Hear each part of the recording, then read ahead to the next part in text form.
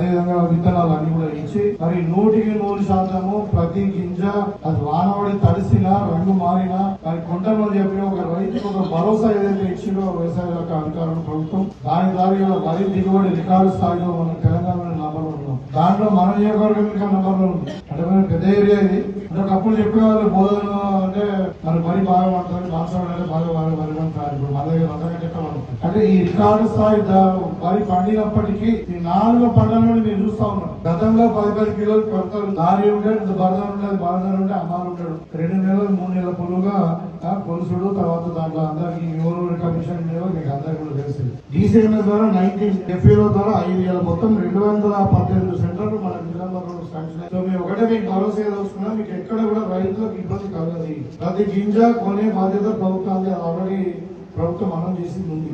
కాబట్టి మీకు ఎక్కడ కూడా కట్టలు తీయరు, ఎక్కడ లారీల ట్రాన్స్పోర్ట్ ప్రాబ్లం ఉండదు. మళ్ళీ మీకు ఖచ్చితంగా మీ ఎంప్లాయీ ఆన్లైన్ లో డేటా ఎంట్రీ మీరు మొత్తం కూడా కొనుగోలు అంతా కూడా ఫైనల్ అయిన తర్వాత మీకు త్వరలో 3 రోజుల్లోనే పైసలు వస్తాయి. గతంలో చూస్తున్నాం. కాబట్టి ఇలా రైతుకు అన్ని విధాలుగా పెద్ద వేస్తా ఉన్నాం.